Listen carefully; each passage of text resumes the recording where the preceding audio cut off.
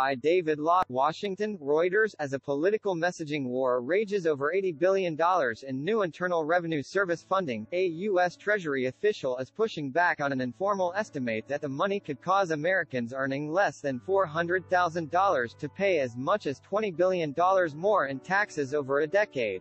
Republicans have seized on the Congressional Budget Office (CBO) estimate, claiming Democratic President Joe Biden's recently enacted, sweeping tax, drugs and climate law would break his pledge not to increase taxes on middle-class Americans.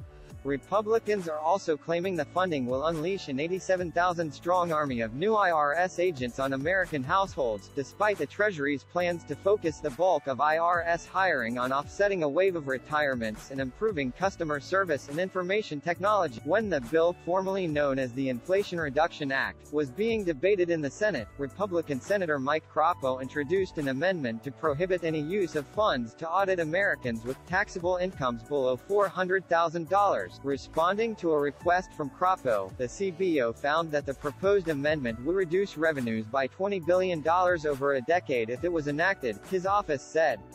A spokesperson for the CBO confirmed the figure. The amendment was rejected on a party line vote. Asked about the claims about middle-class taxes, Natasha Sarin, Treasury Department Counselor for Tax Policy and Administration, told Reuters this week that the CBO estimate assumed a threshold of $400,000 in reported taxable income before any audits, which would exclude the middle class.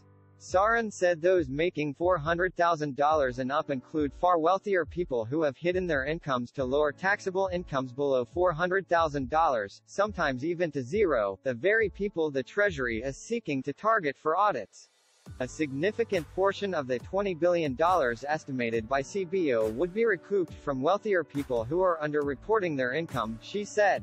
People are trying to look like they are under $400,000 when actually they are well above it, said Sarin, who as a University of Pennsylvania law professor did influential research. https://www.nber.org/system/files/w26475/w26475.pdf on policing tax evasion with former Treasury Secretary Larry Summers. The CBO has not issued a final cost estimate for the Inflation Reduction Act, which includes the IRS funds along with massive new spending on clean energy and health care. Sarin said the $80 billion in funding to improve enforcement, information technology and taxpayer services would actually spare more middle-class taxpayers reliant on wage income from being targeted with audits. New, modern computer systems would be better able to use data analytics and other tools to more precisely target wealthier Americans for audits, she said. Reporting by David Lauder, editing by Jonathan O.